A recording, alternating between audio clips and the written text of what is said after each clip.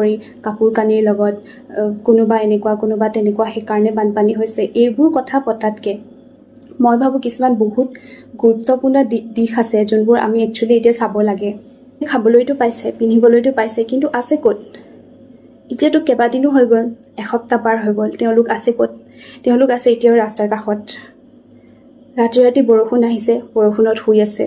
দিনত কেতিয়াবা বহুত ৰ'দ দিছে, ৰ'দত তেওঁলোক তেনেকেই চটফটাই তাতেই পৰি আছে।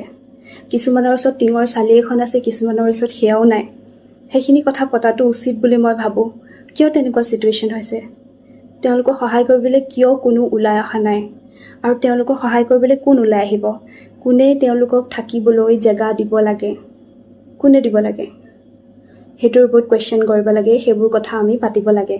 আৰু খাবলৈ আৰু পিন্ধিবলৈ পোৱাটোৱেইটো নহয়, আমি এখন সমাজত থাকোঁ আৰু সমাজৰ কিছুমান নিয়ম থাকে। তাতে এতিয়া বহুতখিনি মানুহ, জন্তু, মানে এতিয়া যোনবোৰ ডেড বডিজ হৈ গ'ল, পলসৰ মাজত এনেকৈ সপ্তাহ জুৰি পৰি আছে। তেওঁলোকক কোনে উলিয়াব? মানুহখিনিৰ গাত ইমান শক্তি নাই, তেওঁলোকে নিজৰ ঘৰ বাৰী সকলো হেৰুৱাইছে। অলৰেডি মানসিকভাৱে তেওঁলোক ভাগি আছে।